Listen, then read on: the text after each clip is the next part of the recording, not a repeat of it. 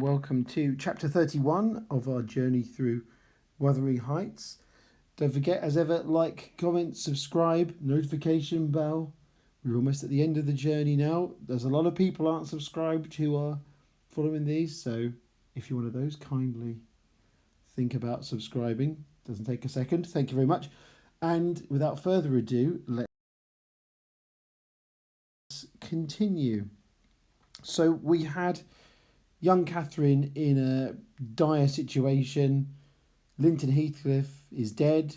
We've got Heathcliff has effectively won the Gimmerton edition of Monopoly and now owns Thrushcross Grange as well as Wuthering Heights. Revenge is complete, really, but is it ever enough for Heathcliff? No, not really. He likes to just make people suffer. So young Catherine has to live a life of misery. She's penniless. She's got nothing.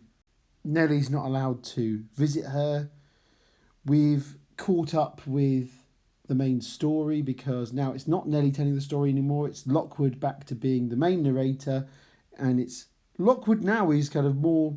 He's not massively involved in the story, but he's fully clued up about everything that's happened. So he knows the context behind everything.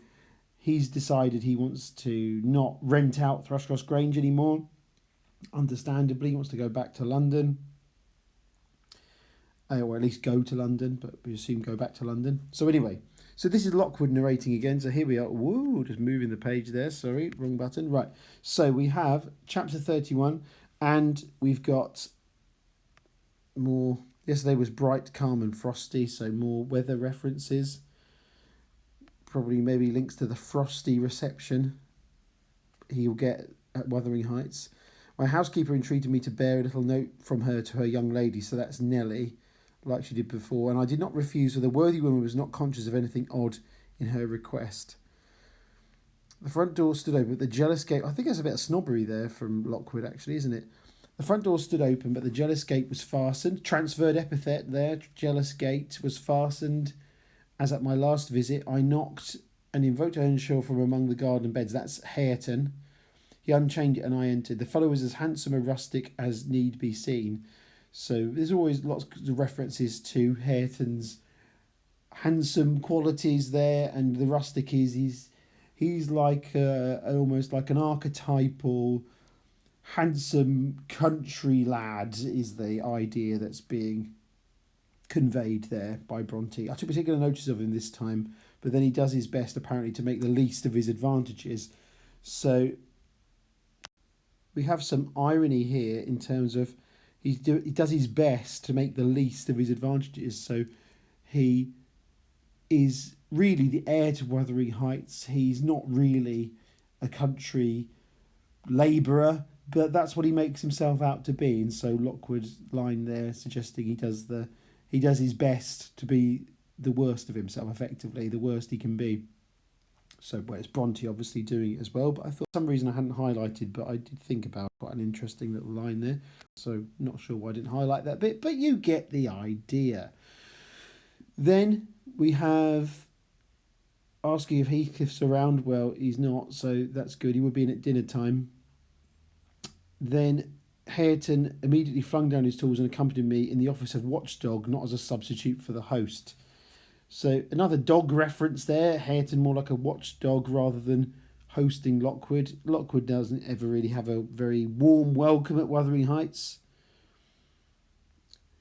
When Lockwood sees young Catherine, she does not seem so amiable, I thought, as Mrs. Dean would persuade me to believe. She's a beauty, it is true, but not an angel.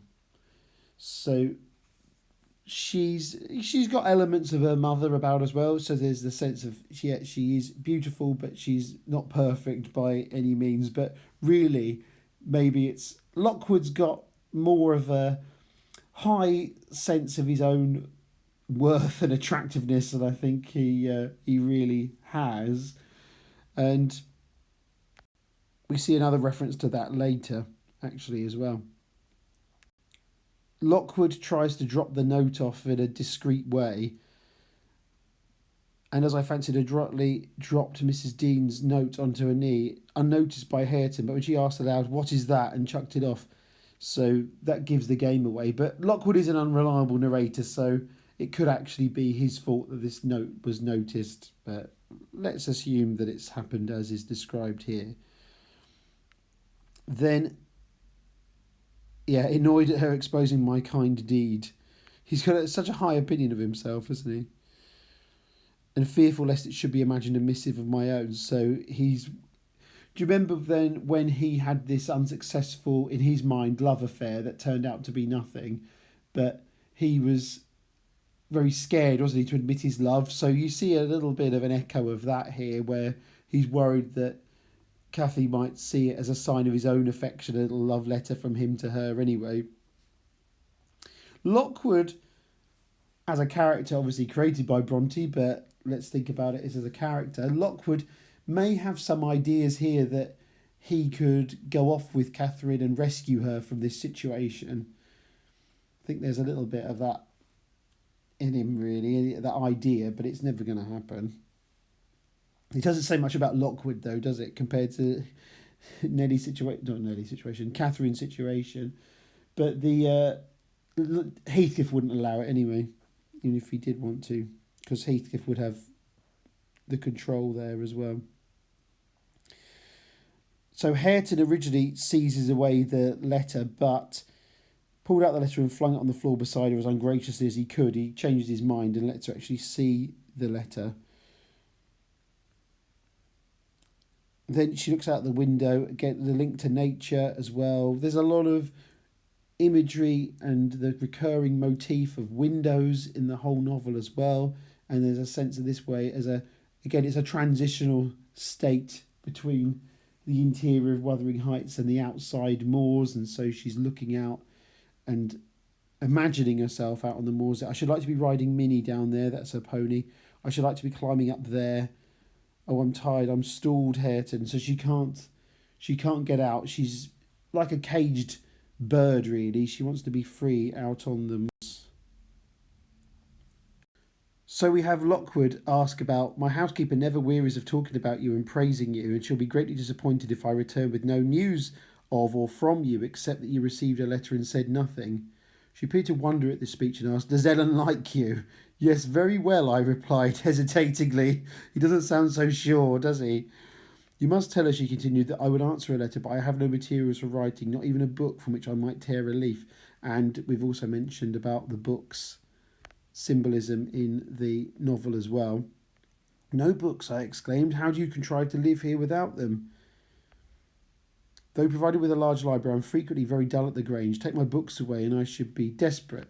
So books are especially in this really remote part of the country, particularly in the era that it's set in as well, books are going to be your primary source of entertainment and knowledge. And it's also linked to Heathcliff taking away books is linked to power and control as well. Mr. Heathcliff never reads, so he took it into his head to destroy my books. So there was speculation, wasn't it, earlier on in the novel, the reference to Heathcliff possibly have got his promotion in life by getting a place at university, but I think the fact that he doesn't like reading, I think suggests that's probably not one of the ways that he got his money. I don't think he did, because in that era you could get a kind of scholarship where you'd work as a servant. Some people, if you were clever, you could work as a servant and then they'd give you a place at the university. So, but I don't think he's done that. But anyway, that's from earlier on. So we will concentrate back on this one. So only once I searched through Joseph's store of theology to his great irritation, miserable old Joseph, and once Hareton I came upon a secret stock in your room, some Latin and Greek and some tales and poetry, all old friends. I brought the last here, and you gathered them as a magpie gathers silver spoons to the mere love of stealing. So again about power, Hareton in some ways mimicking Heathcliff. He doesn't destroy the books, but even though he has no need for them and he can't really read, he takes them back. Perhaps your envy counseled Mr. Heathcliff to rob me of my treasures, but I've most of them written on my brain and printed in my heart, and you cannot deprive me of those. So the gift of reading and knowledge still stays with you. That's something that Heathcliff can't actually destroy and take away. Earnshaw blushed crimson when his cousin made this revelation of his private literary accumulations and stammered an indignant denial of her accusations. Mr. Hareton is desirous of increasing his amount of knowledge, I said, coming to his rescue. He is not envious, but emulous of your attainments. That's a bit of parallel phrasing there.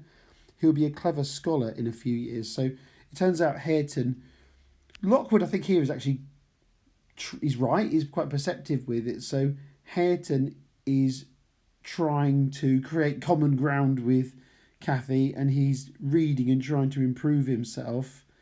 And really, that's something not to be criticised, is it? You know, that's what Lockwood is getting at there.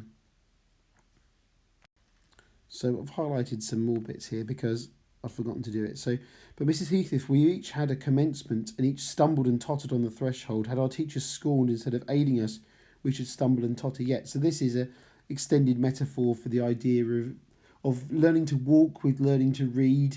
And Lockwood, if our teachers had criticised us when we're trying to learn, we'd never progress. See, Lockwood has improved, I think. He is still quite pompous. He's still a snob as a character, but I think Bronte makes it quite deliberate where he's accumulated knowledge about what's been happening at Wuthering Heights over these past 20 years, or more than 20 years, but he's learned about it while he's been recovering, and similar to this theme of books and learning, that you can improve yourself. So whereas Nellie's is actually a verbal narrative, Lockwood, in his own way, has improved. He's not that big a deal. He's not that important a character. He's mainly there just to convey information to us, isn't he? But I think that's an interesting parallel. Catherine isn't happy about Hareton reading these books because those books, both prose and verse, are consecrated to me. This is heightened language that's got very strong connotations of religious sense, like holy books, effectively. Consecrated to me by other associations, and I hate to have them debased and profaned in his mouth. So this has all got religious connotations, as if that's something kind of unholy that Hareton is reading them. Besides, I've already selected my favourite pieces that I love the most to repeat, as if out of deliberate malice. So Catherine doesn't understand that this is actually Hareton's love and affection for Catherine.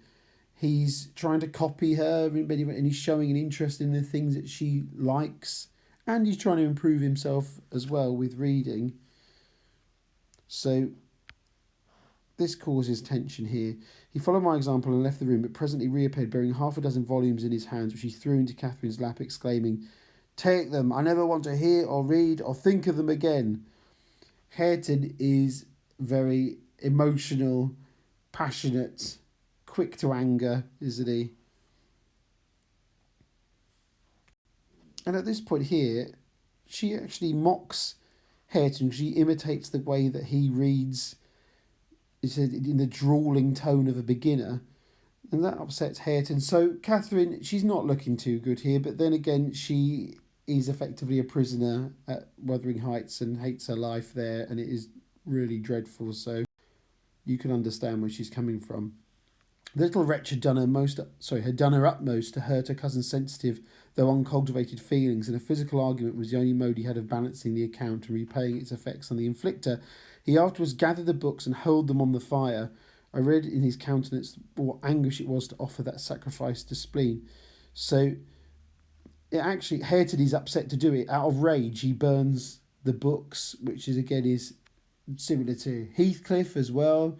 So Hareton obviously has been raised to be a bit of a mini Heathcliff by Heathcliff, and he's destroyed books in the same way. And so symbolically, that's the idea of contempt for learning, and also the freedom that books convey as well.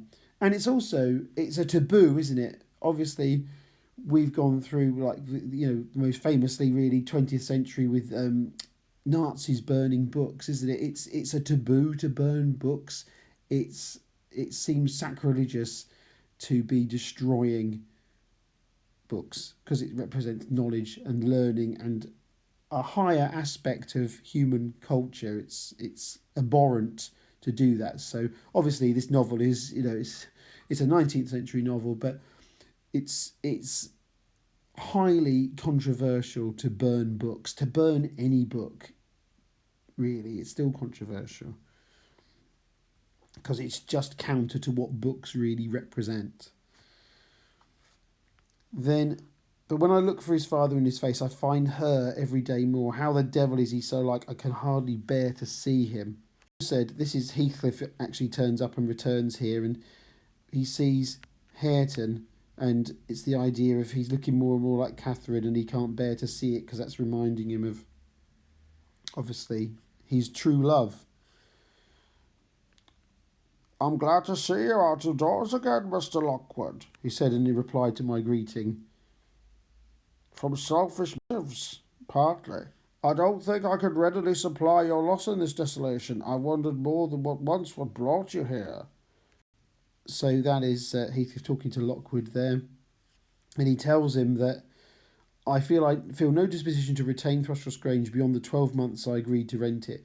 Why not just say a year, Lockwood? That's again Lockwood living up to his name. Lockwood having a phonetic similarity to loquacious, as in someone who speaks a lot. I believe I shall not live there any more. Oh, indeed, you're tired of being banished from the world, are you? But if you be coming to plead off paying for a place you won't occupy, your journey is useless. I never relent in exacting my due from anyone. Money obsessed there, Heathcliff, he's greed, but Lockwood is so rich he doesn't need to do that. Some people would say, well, I'm not going to live there, so can I have my money back? And Heathcliff would just say, no, I don't do that to people. But Lockwood's got loads of money, so he's fine. I'm going to plead off nothing about it, I exclaimed, considerably irritated. Should you wish it, I'll settle with you now.